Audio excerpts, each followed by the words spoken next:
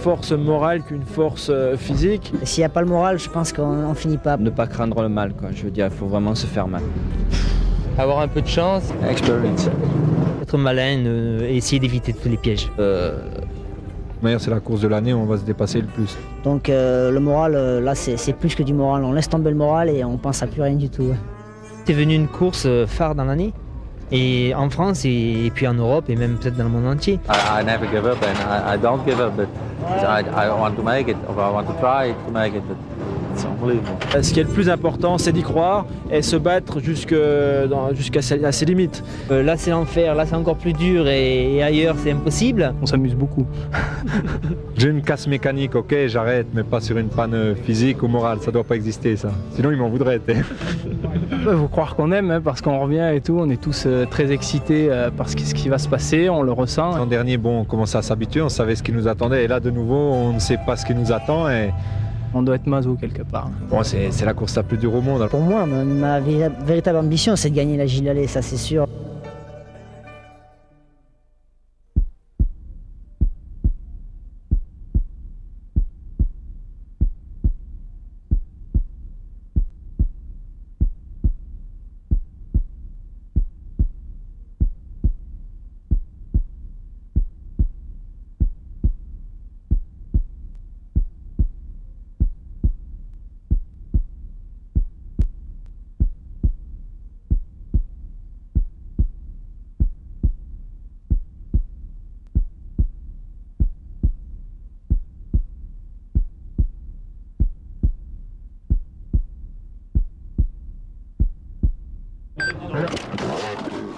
Pour cette 3e édition de la Gilles Lallet Classique, tous les grands noms de l'enduro mondial sont là. Pas un ne manque à l'appel, en commençant bien sûr par l'ogre Johnson, déjà 2 fois vainqueur de l'épreuve. L'ambiance est toujours aussi détendue, mais la motivation des troupes a changé. Secrètement ou non, tous ne pensent qu'à ça. Tous, Français et étrangers, se sont préparés depuis des mois pour affronter l'enfer limousin. La GLC restant de toute évidence la course la plus dure du monde.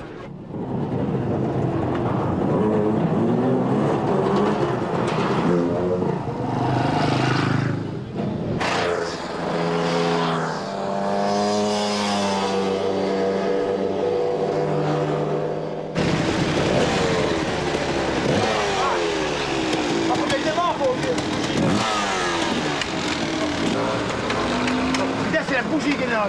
Les deux. Ah oui, mais elle a fait lâcher. Après seulement quelques minutes, les premiers soucis arrivent, soit à cause d'une panne mécanique, soit pour trouver le bon chemin dans le noir.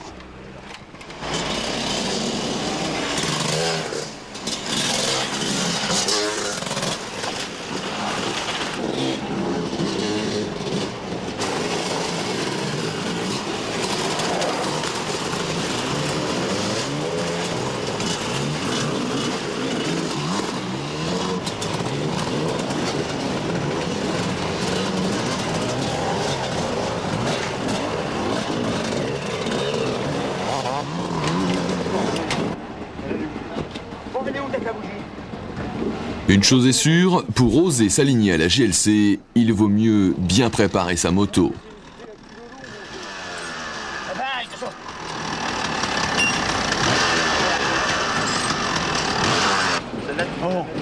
Tiens, tu remets ça dedans, Didier. Oh, Jean-Louis. Bon, et nous on y va. Pas de plastique. Attendez. Attendez qu'elle démarre au moins. Jamais. Hé, la clé, tu m'as rembalé la clé pour serrer. La clé, c'est Didier qui l'a. La clé. Allez, t'es allé. De toute façon, si elle part pas, vous filez, les gars.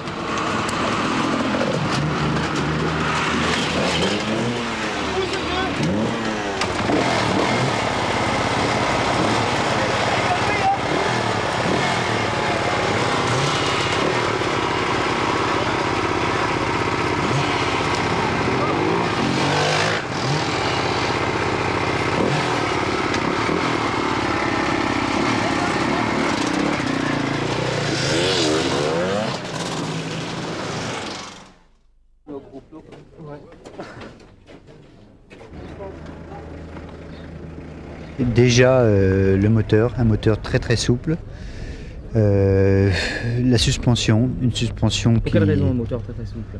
Pour avoir beaucoup d'adhérence, c'est-à-dire pour ne pas patiner. En général, c'est toujours gras, mouillé, ouvert, glacé. Donc pour avoir de l'adhérence, il faut une bonne suspension, un bon amortisseur arrière qui accepte la moindre dénivellation. Un très très bon pneu. Alors là, c'est le problème délicat comme dans tous les sports mécaniques, c'est que les pneus, on ne sait pas exactement le temps qu'il va faire le lendemain. Donc on prévoit des roues différentes suivant la difficulté. Bon, il faut que la moto soit hermétique à l'eau, hein, des systèmes anti-humidité, une selle antidérapante, toujours à cause de l'eau, de la boue, une selle plus basse, de manière à, s'il faut pousser avec les pieds, avoir, vu que mon pilote a des petites jambes, avoir plus facile à pousser. Un arceau sur la partie arrière en cas de bourbier, que la moto soit coincée dans le bourbier, qu'on puisse retirer sur la partie arrière de la moto. Des chaînes à joint toriques, un très bon éclairage. Nous, on roule avec un éclairage qu'on roule au Dakar ou aux courses d'endurance style le Bol d'Or. Ouais, un bon pilote. Cette année, les concurrents sont partis 4 par 4 de Limoges pour un enduro de sélection comprenant 5 contrôles horaires et 4 spéciales chronométrées pour les amener sur la place de Péral-Château aux alentours de 11h30. La sélection s'opérant également sur le plateau inter cette année, 40 pilotes internationaux seulement étant autorisés à repartir l'après-midi, les choses sérieuses commencent dès les premiers chemins. Le rythme est soutenu et les difficultés, très techniques, beaucoup plus exigeantes que lors des précédentes éditions. Pas question de s'économiser, il faut passer quoi qu'il arrive. Plus que jamais, on ne rigole pas avec la GLC.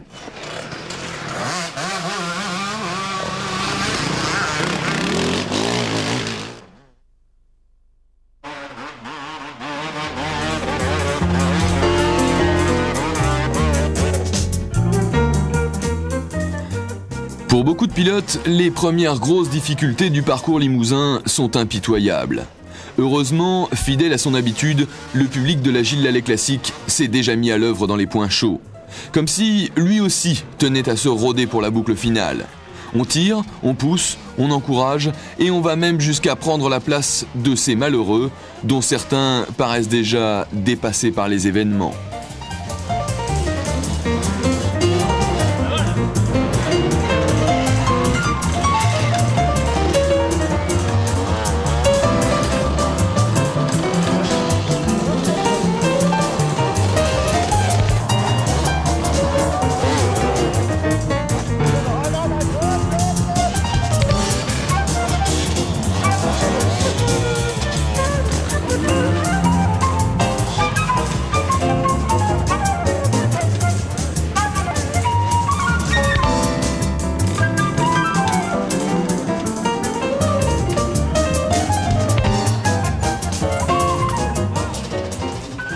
Pas facile comme mise en jambe cet enduro de sélection, et nous ne sommes pourtant qu'au tout début de la plus longue journée de l'année.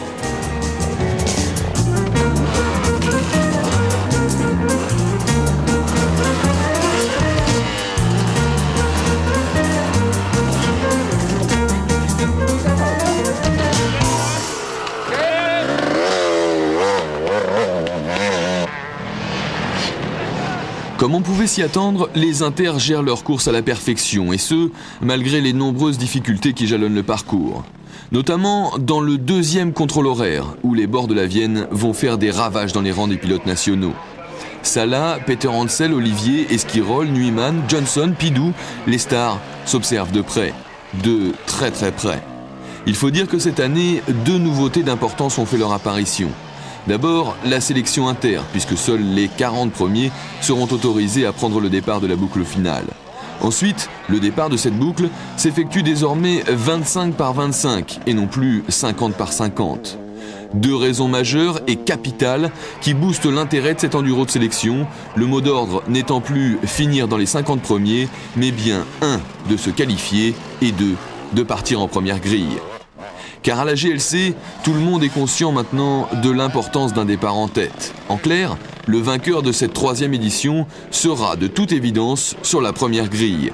Et ce sont les grandes spéciales banderolées matinales qui décideront des 25 noms à placer derrière elles. Soit la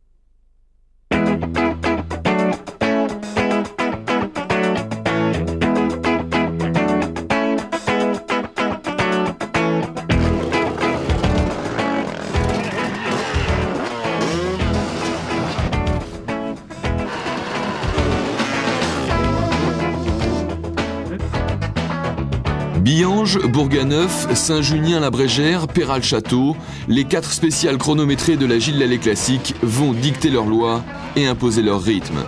Et si Laurent Pidou fait parler la poudre au guidon de sa 500 Husaberg entre les banderoles, c'est finalement Laurent Charbonnel qui arrache le scratch de cet enduro de sélection en passant partout à zéro, comme Carlson, toujours hyper affûté, Edmondson, Thierry Charbonnier et Christian Boulet. Les autres ont pris des pions dans le dernier CH, mais toutes les stars seront quand même au coude à coude sur cette fameuse première ligne de l'après-midi. Un départ qui s'annonce fatalement très chaud. Côté national par contre, on pense ses plaies. Seuls 33 pilotes en fait ne dépasseront pas la demi-heure de hors-course et viendront compléter la 3e grille de cette Gilles Lallet Classique. 33 sur plus de 150 au départ de Limoges, l'enduro de sélection 94 a été impitoyable de bout en bout, peut-être un peu trop même.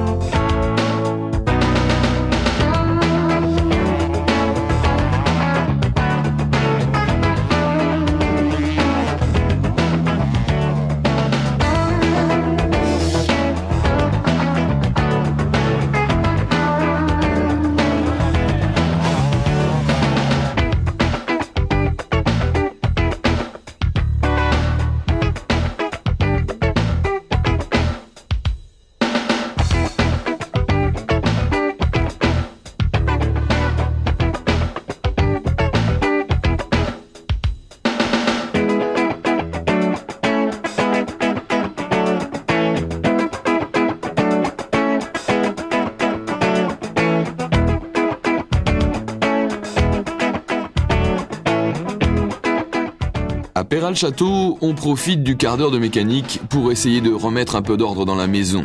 On pense d'abord à la moto, avant, pour certains, de s'écrouler.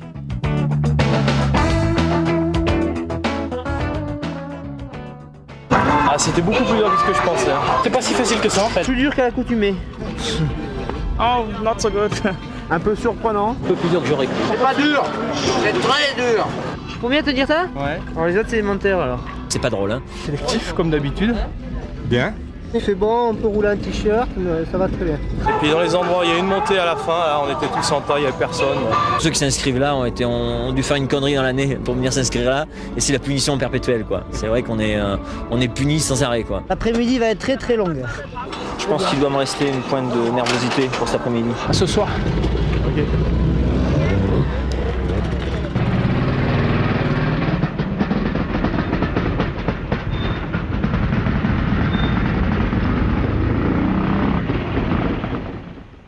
Alors là-dedans j'ai mis whisky, un peu de tequila et un petit peu de coca et mélangé avec un peu de rhum.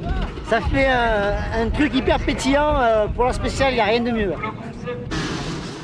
15h15, c'est enfin parti. Une première délivrance prise d'assaut et d'autorité par un Pidou encore plus motivé qu'à l'accoutumée et qui emmène la meute dans sa roue. Esquirol, Rinaldi, Salah, Laurent Charbonnier et Olivier suivent dans l'ordre. La lutte promet d'être chaude car tous les grands noms de l'enduro sont déjà en action dans le sillage de la Husaberg officielle du Grand Pidou. Le tout devant un public venu en masse assister à cette grande messe de l'enduro mondial. Tous les ingrédients d'une course exceptionnelle sont une fois encore réunis. L'émotion, le talent, les stars, le public, la Gilles Lallet Classique est assurément un rendez-vous international, pas comme les autres.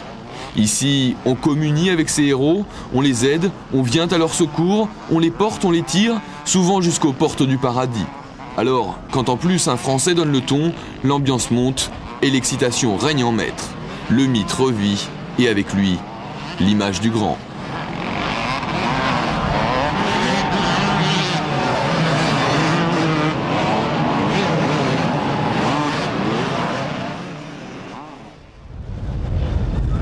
À la sortie de la spéciale de Péral-Château, Pidou est toujours là. La course est lancée, les meilleurs enduristes du moment sont effectivement roue dans roue, prêts à prendre les choses en main. Ça part fort, très fort même. Et c'est à 5 de front qu'ils vont attaquer la côte de Villars, la première difficulté du parcours de l'après-midi. Une petite grimpette très chère qu'ils vont absorber sans même s'en rendre compte. Incroyable. On essaye de faire le trou, mais on s'économise aussi, car déjà, le premier sommet de la GLC se profile à l'horizon.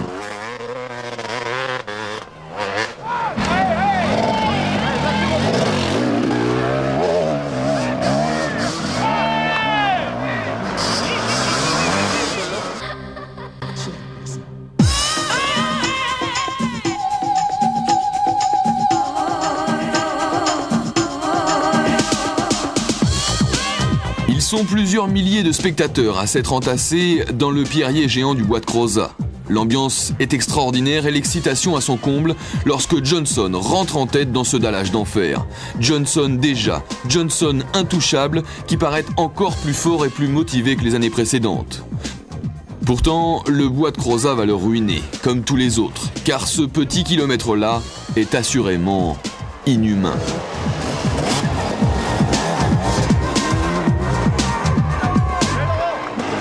Facile, mais je vais prendre au travers des spectateurs pour compliquer un peu. Et des spectateurs, il n'en manque pas.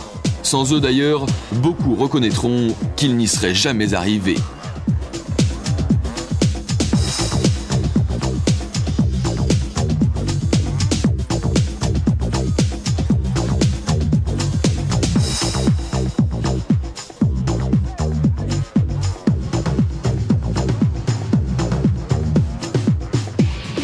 C'est dur, intense, extrême mais grandiose. Au bord du lac de Vassivière, certains vont tout perdre. Leur morale, leur physique, mais surtout leurs espoirs.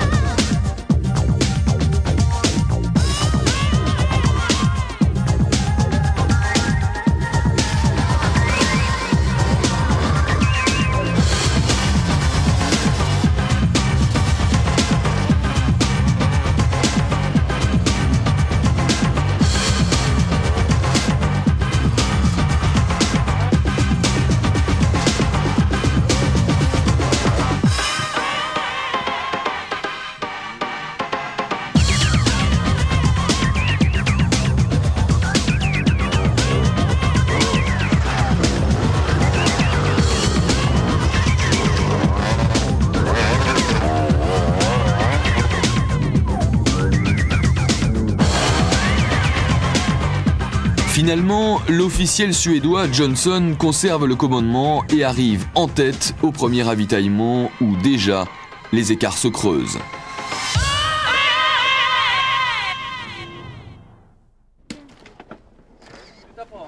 Au premier ravitaillement, c'est donc la Husqvarna El Campero numéro 1 de Johnson qui ouvre la voie, alors que derrière, on retrouve groupés Esquirol, Rinaldi, Charbonnel, Peter Hansel, Magnaldi, Pidou et Bouffiou. Les pilotes sont dans les temps, mais le plus dur reste à venir.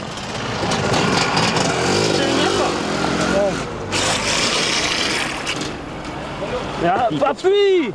Oh, tu étais à côté. Il n'avait pas remis l'essence, c'est pas possible. Putain, mais tu le fais, s'il te plaît. Appuie! La chaîne, elle paraît détendue. Tiens ça. Et un truc à manger. Vite à terminer. À 8 minutes du premier. 8 minutes du premier, ok? Ah non, du coup, quelque chose de truc d'orange, c'est bon, gars? Ça va? Pas ça! C'est dans les 15e. Pas ta mande! Putain! Allez, vire-le! C'est pas loin là, hein?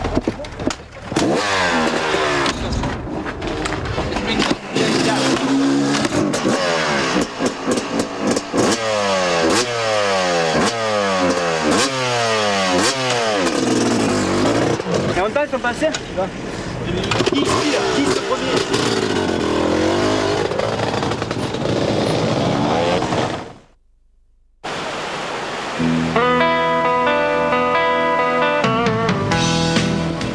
À Bussy, dans les zones du championnat du monde de trial, l'enfer est au rendez-vous. Les pilotes y progressent carrément mètre par mètre. Descente de rivière, passage de pont, franchissement de quelques montées diaboliques, les bords de la Vienne écrèment le pack. Même Ken Carlson, pourtant second l'année dernière, à moins de 2 minutes de son ami Johnson, semble déjà à l'agonie. Il faut dire que les pilotes suédois n'ont pas trop eu le temps de s'entraîner, car en Suède, l'hiver a été terrible et les sorties épisodiques. Résultat, Johnson, Carlson, Ericsson et Jansson souffrent de crampes et n'affichent pas la rage qu'on leur connaît.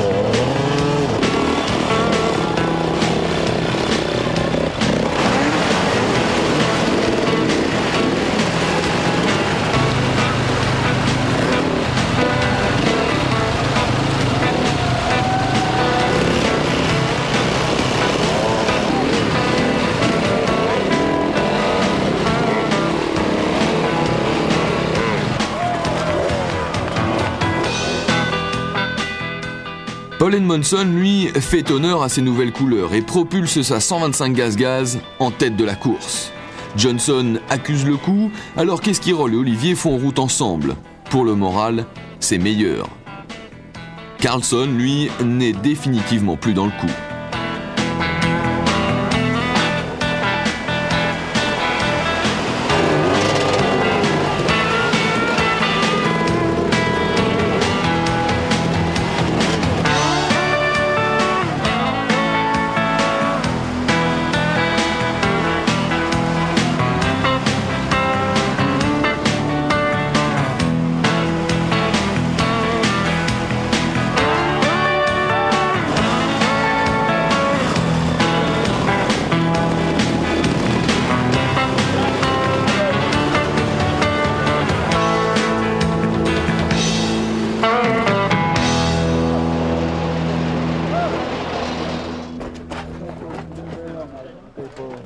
Au deuxième ravitaillement, Edmondson a 1 minute d'avance sur Cyril Esquirol. Amène le plateau là. Enlève la roulette du dessus. Ouais, c'est ce que je fais justement. Tu m'as pas laissé le temps tout à l'heure.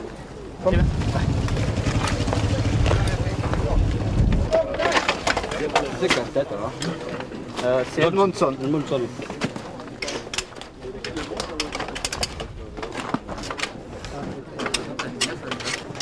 C'est bon, Cyril? Ça se passe bien? Lunettes, tu veux l'écran blanc, écran jaune? Hein? Lunettes, tu veux l'écran blanc, écran jaune? Ouais, on est fait quoi? Cool! Non, il faut changer l'éclairage là. Non.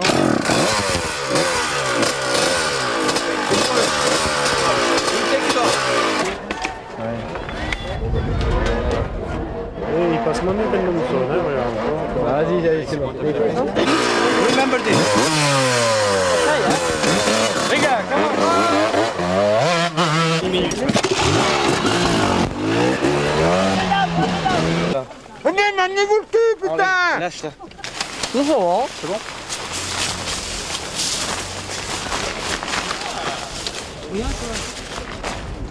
C'est où là? Allez, allez! Stop, arrête, arrête!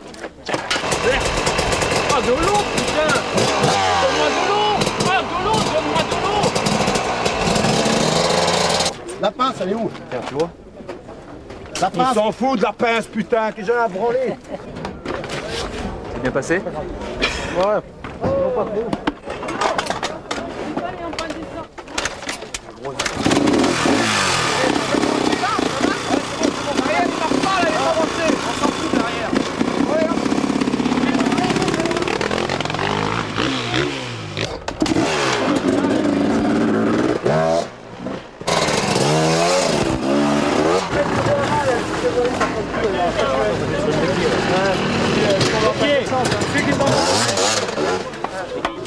Qu'est-ce qui s'est passé? Je tombe en pleine naissance, tout bêtement. Ouais. Mais le Limousin, c'est pas forcément très peuplé. Hein. Donc on peut marcher des fois longtemps sans rencontrer une ferme. Et voilà, c'est ce qui s'est passé. J'ai marché un quart d'heure dans un sens, un quart d'heure dans l'autre pour trouver une ferme. J'ai de l'aller à pied, c'est une première ça. Ouais. Et puis tu te dis, ça passe pas. T'arrives là, putain que c'est quoi. C'est pas le problème de passer, c'est le problème que j'ai plus de bras. Plus de bras, plus de jambes, plus de rien. Il y a quelques montées, pas mal, et des bourbiers aussi. Des bourbiers, il y a ce qu'il faut. Ouais, j'ai grillé l'embrayage là, et c'est fini. C'est de la folie, j'ai jamais vu ça. C'est vrai? Ah ouais, dingue, dingue. Sans nous, ils peuvent pas monter.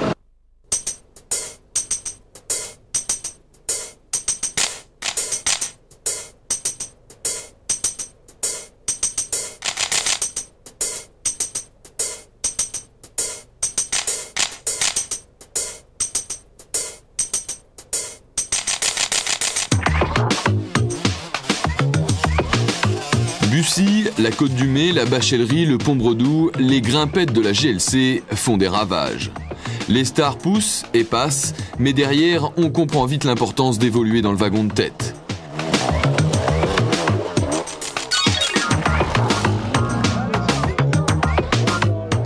Devant, Edmondson continue d'illuminer la course avec sa petite 125. Esquirol, Johnson et Olivier suivent. Les autres piétinent.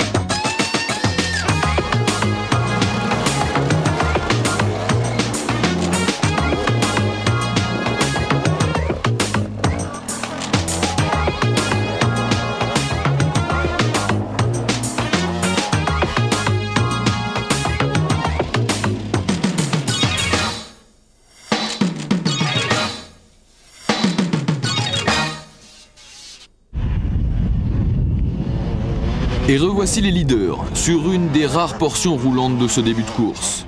Esquirol semble à l'aise dans la roue de Johnson, Olive est à distance raisonnable et Edmondson toujours à l'attaque, quelle que soit la nature du terrain.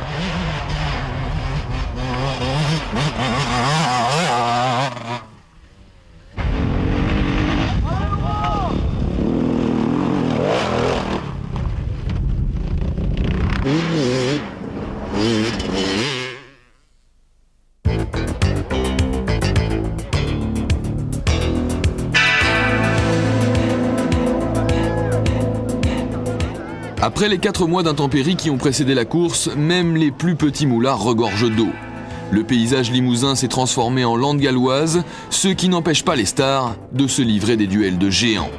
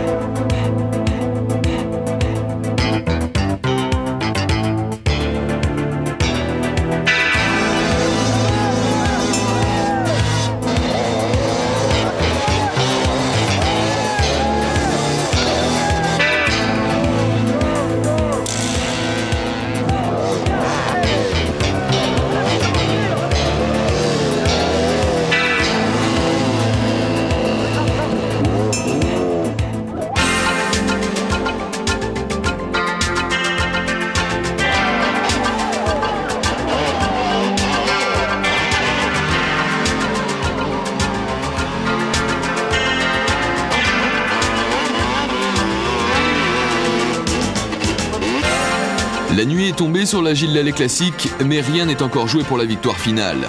Edmondson, parti trop vite, a quelque peu lâché prise.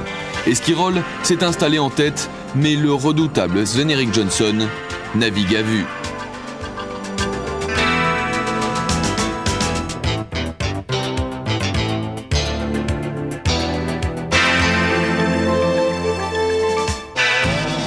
Le final promet d'être grandiose car Olivier revient tout comme Charbonnel, pourtant très mal parti en début d'après-midi.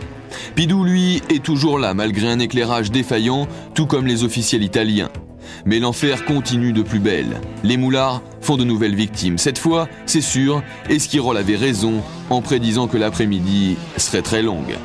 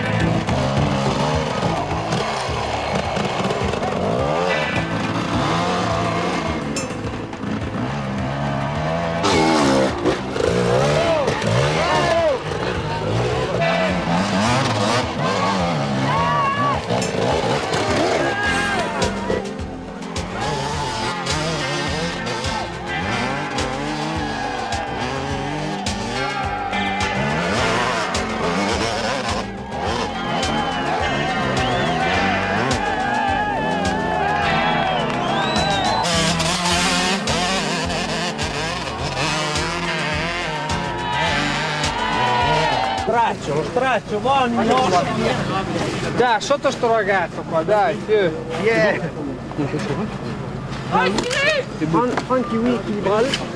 Chez Husqvarna Italie, on a presque le sourire. Esquirol possède 7 minutes d'avance sur Johnson lorsqu'il repart du ravitaillement 3, noir de monde.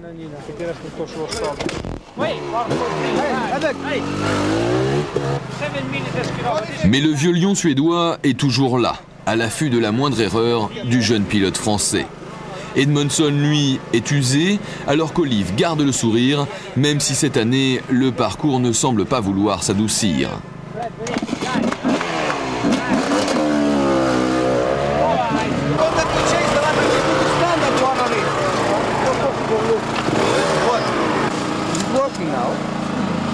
Just exhaust. Okay. Keep going, mate. You're doing well. Yeah, Did your jacket fall? No, Bonnie, some more water. And water. Yes. One contact. Time now. 20 past 8. Just keep in there, Paul. You can do it now. You want to change your... Goggles? No, nothing. No goggles? No? Go! Yeah, it's working, it's working. Okay. You have the headlamp. Yeah. On ferme la veste. Ça, tu mon cague. Non, tu t'en cagues pas, il y en a qui tombent en panne. Je n'ai pas beaucoup quand même. Il n'y a pas de honte, ouais, mais... Il est couillon. Ouais, mais elle est en France. Ah, c'est bon. Allez.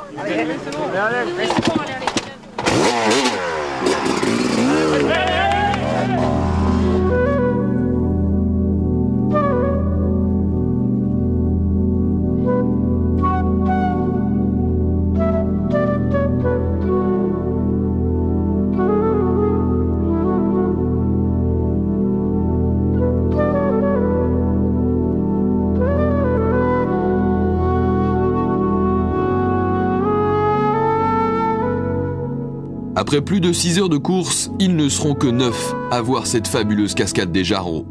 Cyril est inquiet et se retourne à plusieurs reprises.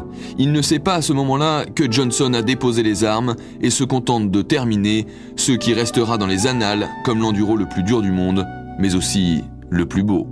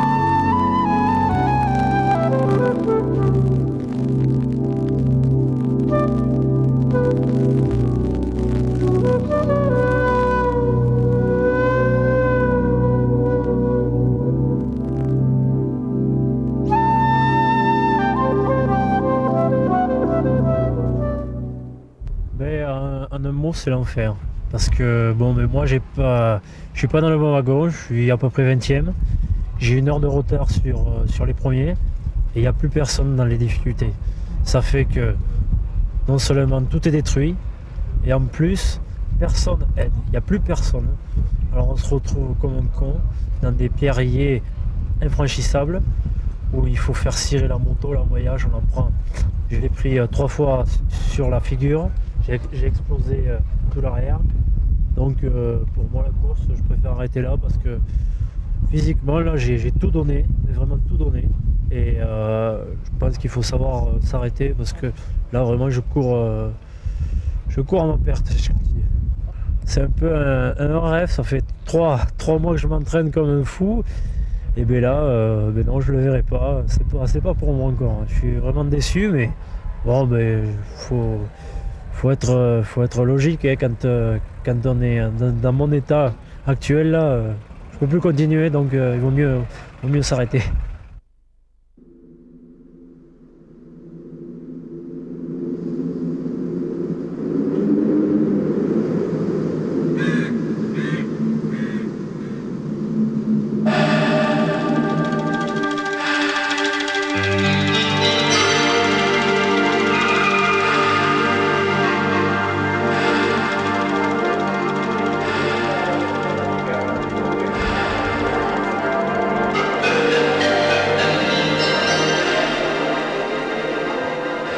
Comme tous les ans, la dernière difficulté du parcours limousin est un hymne à l'enduro.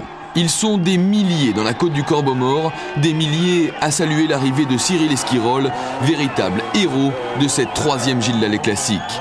Cyril s'impose comme un très grand de l'enduro mondial, avec près de 10 minutes d'avance sur son coéquipier, Sven-Erik Johnson. Un Johnson littéralement vidé par ce qu'il vient de vivre, l'enfer.